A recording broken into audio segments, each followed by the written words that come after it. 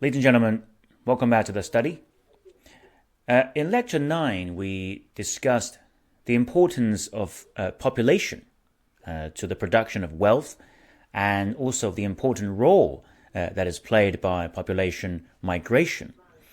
Now, in this lecture, we will re-examine the notion of population, but from a different perspective. And in particular, we examine this from a perspective of division of labor and occupation. Okay, so the core learning outcome is to understand the principle of labor equality from the traditional Chinese culture, and also the best practice of labor and the policy implication to increase economic efficiency and moral standard. Okay, so this is our goal today. The four groups of people, that's chapter 1. All right. So, division of labor. Now, in the traditional Chinese culture, it describes the general industry classification with division of labor as a basis, where the Chinese people were divided into four groups, essentially. Okay. Now, in the Spring and Autumn Annal, it is recorded that in the ancient time, there were four groups of people. There was a group of people called students. There was a group of people called merchants. Another group called the farmers.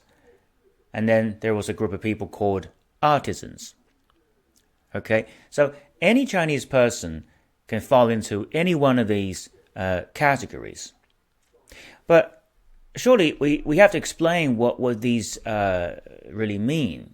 Now, the name student, which is the translation given by the Scottish sinologist James Legge, is equivalent to scholar officer.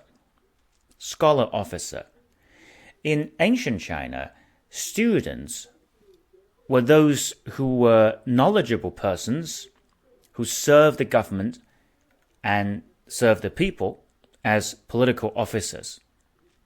So in traditional culture, students or officers, they were expected to shoulder the burden of broadening the perfect virtue and bringing peace to the people.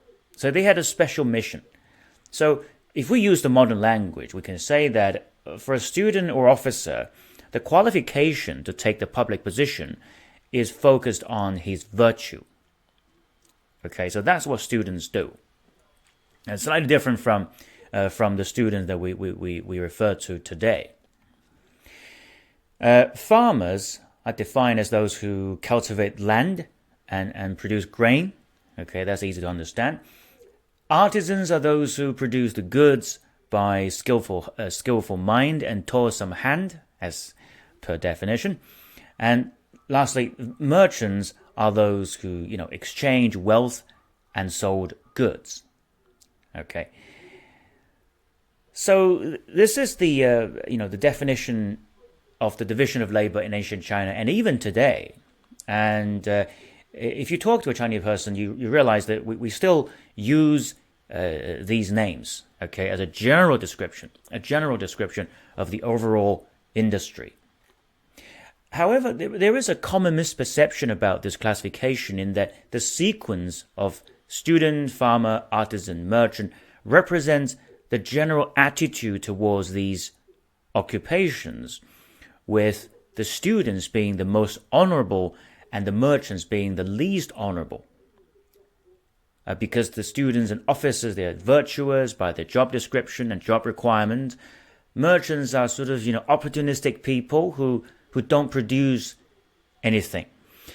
This perception is not uncommon, but it is incorrect. In fact, this classification is not a caste system, but a simple division of occupation. The four groups of labor, not only have equal status, but also deemed to be productive. And further, there is a free movement between the four groups. So you can actually do whatever you want. This is extremely important fact that underpins the concept of what is called industrial equality, which we'll mention again later. Okay, let's look at these four groups in a bit more detail. Now, in the traditional, in Chinese language, the overall name of all the four groups of people or labor is called the four people. Okay, the name is really important. It's called four people. So in this sense, they're all given the same name, which is people. And it means that no group is higher than the others. So this way, in traditional Chinese culture, all occupations are socially equal. And there shouldn't be any discrimination among them. And so this is what equal status mean. So that's the first thing.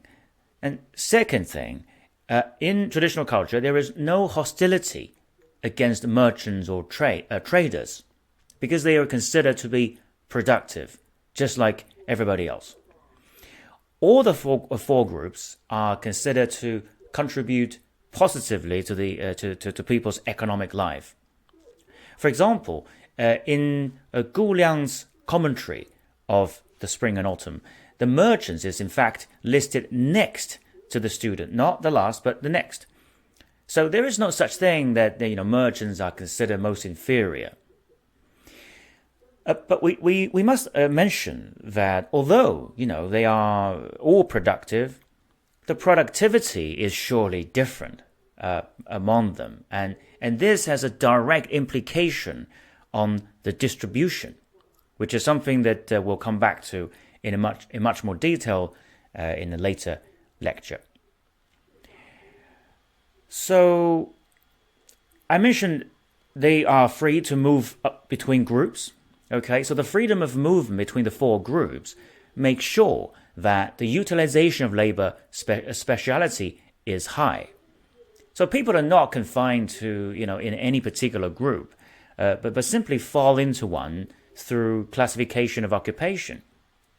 And of course, if people want to move to a different group and pursue a different career, ideally, there shouldn't be any constraint to prevent them from doing so. So the above three factors, equal status, all occupations being productive, freedom of job changes, are the fundamental labor theories in traditional Chinese culture. And we'll discuss in more detail after we introduce another important theory called static labor theory.